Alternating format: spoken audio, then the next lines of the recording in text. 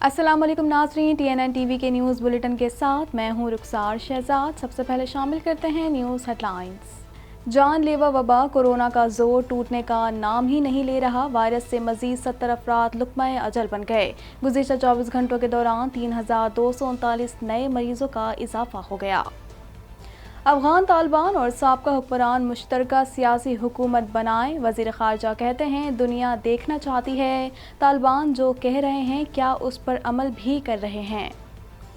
TTP के खिलाफ अफगान सरजमीन इस्तेमाल करने पर कार्रवाई होनी चाहिए। पाकिस्तान का कहना है TTP दहशतगर्द और कालादम तंजीम है जिस पर पाकिस्तान और अक़वाम मुत्तहिदा ने पाबंदी लगाई है।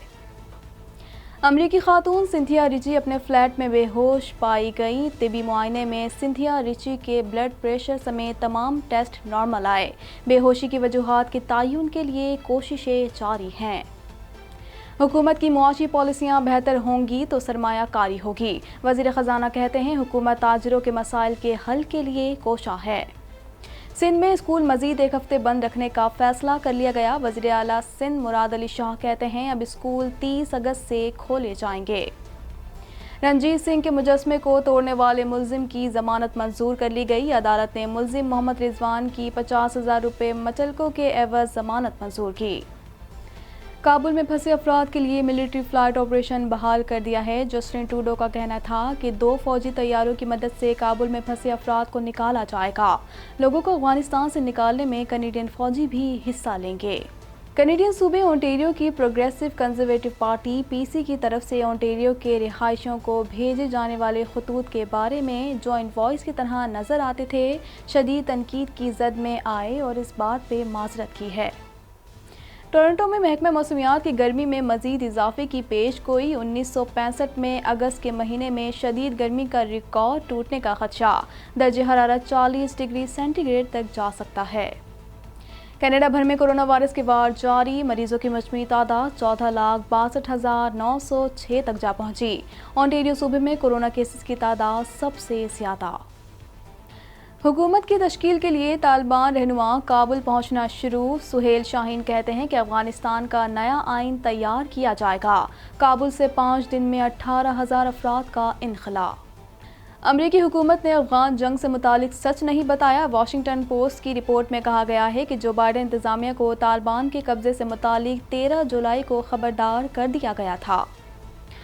अफगानिस्तान के मामले पर तुर्क सदर का 2 टोक मौक़िफ़ सामने आ गया। तालिबान ने अमरीकी फ़ौज की बायोमेट्रिक डिवाइसेस कब्जे में ले ली। चीन का कहना है कि आलमी बरादरी अफगानिस्तान पर दबाव डालने के बजाय उसकी मदद करे। दुनिया भर में कोरोना वायरस की तबाहकारियाँ जारी। कोरोना वायरस से एक ही दिन में 11,500 से ज़ायद अमवात। मुतासरा अफराद की तादाद 21,08,54,907 तक जा पहुँची। हेडलाइंस आपने जानी और अब खबरें तफसील के साथ।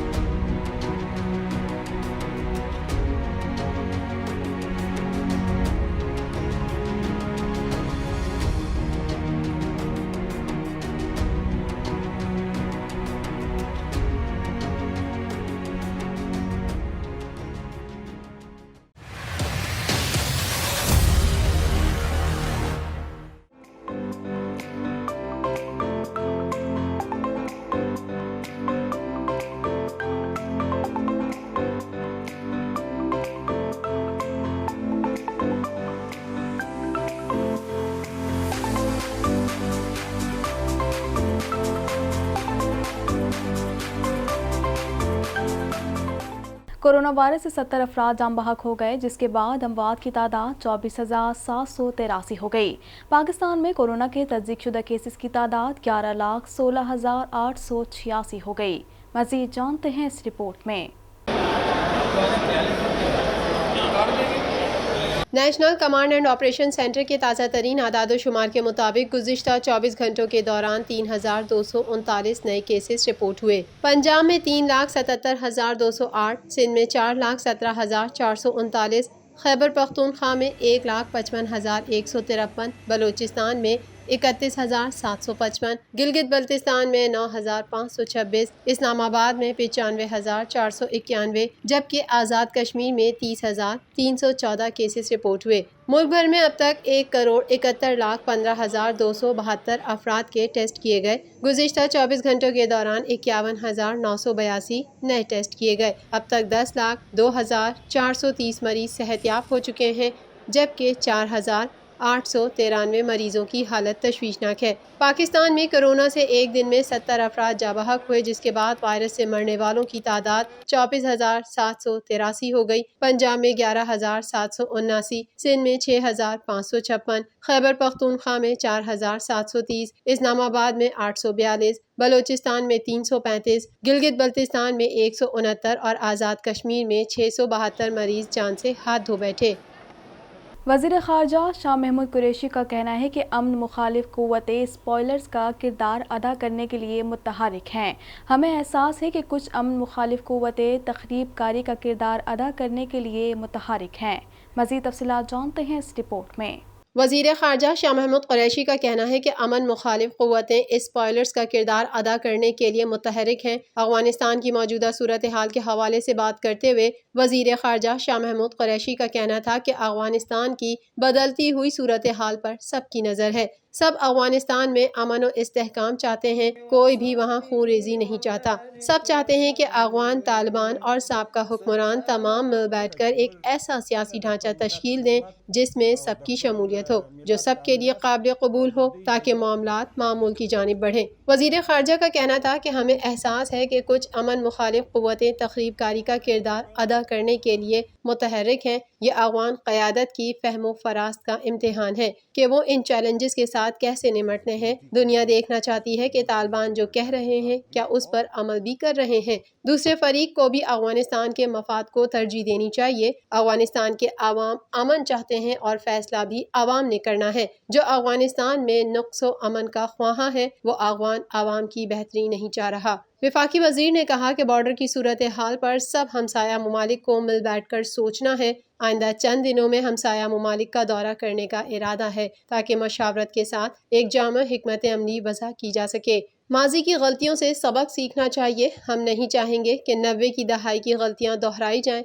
ہمارا مقصد افغانستان کی بہتری ہے اور اس مقصد کے لیے ہم کوشاں رہیں گے۔ ہم افغانستان کی بہتری میں دلچسپی رکھتے ہیں۔ شاہ محمود قریشی کا کہنا تھا کہ ہم افغانستان سے پرامن انخلا کے حامی ہیں اور اپنا مثبت کردار ادا کرنے کے لیے پرعزم ہیں۔ کابل میں تعینات ہمارے سفیر کے بھی مختلف شخصیات کے ساتھ روابط ہو رہے ہیں۔ پاکستان آئے ہوئے افغان وفد کی مجھ سے اور وزیر اعظم عمران خان کے ساتھ ملاقات اور تبادلہ خیال ہوا۔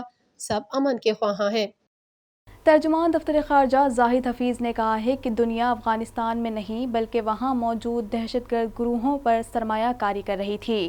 دنیا نے پاکستان مخالف دہشت گرد تنظیموں پر سرمایہ کاری کی۔ کچھ ممالک نے پاکستان اور افغانستان کو غیر مستحکم کرنے کے لیے کام کیا۔ مزید تفصیلات جانتے ہیں اس رپورٹ میں۔ دفتر خارجہ کے ترجمان زاہد حفیظ چودھری نے اپنی ہفتہ وار اور آخری پریس بریفنگ میں کہا کہ پاکستان افغان صورتحال پر دنیا بھر کے رہنماؤں سے رابطے میں ہے۔ پاکستان کے سفیر منصور علی خان نے سابق صدر حامد کرزئی اور ڈاکٹر عبداللہ سے ملاقات کی۔ انہوں نے طالبان قیادت سے بھی ملاقات کی ہے۔ افغان سیاسی قیادت نے پاکستان کا 3 روزہ دورہ کیا اور وزیر اعظم عمران خان سے ملاقات کی۔ اس ملاقات میں افغانستان کی صورتحال پر تبادلہ خیال کیا گیا۔ The foreign minister will also be visiting the neighboring countries of Afghanistan for consultations soon. We also remain engaged with the Afghan sides.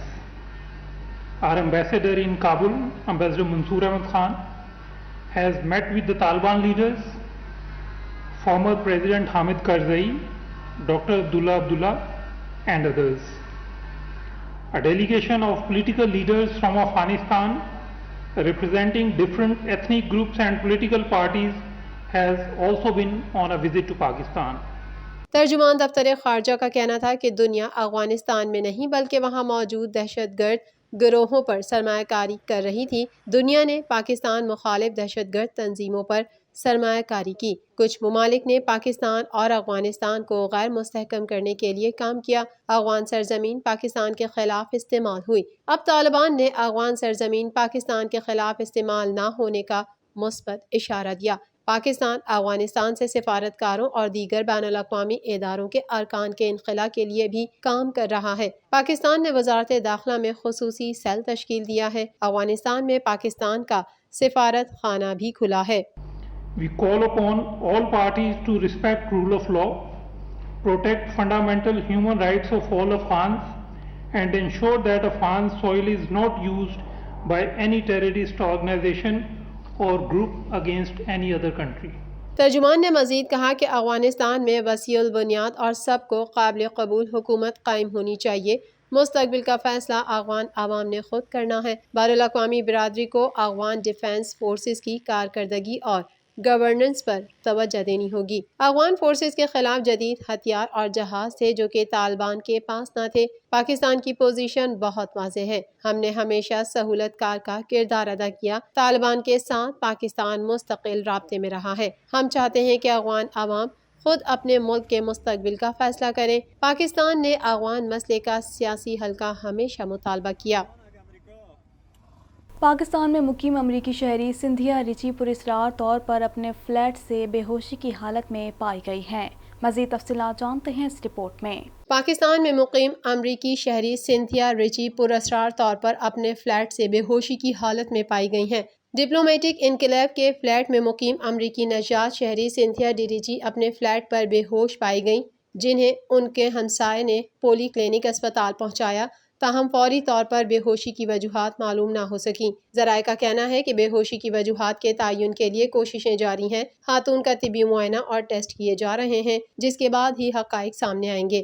S H O تھانہ سیکریٹریٹ خرم شہزاد نے بتایا کہ طبی معائنے میں سنتھیا ریچی کے بلڈ پریشر سمیت تمام test normal آئے ہیں۔ سنتھیا جلد واپس اپنے فلیٹ روانہ ہو گئیں۔ سنتھیا کی ویسے ہی تھوڑی سی طبیعت خراب ہوئی تھی، یہ کوئی گمبھیر معاملہ نہیں۔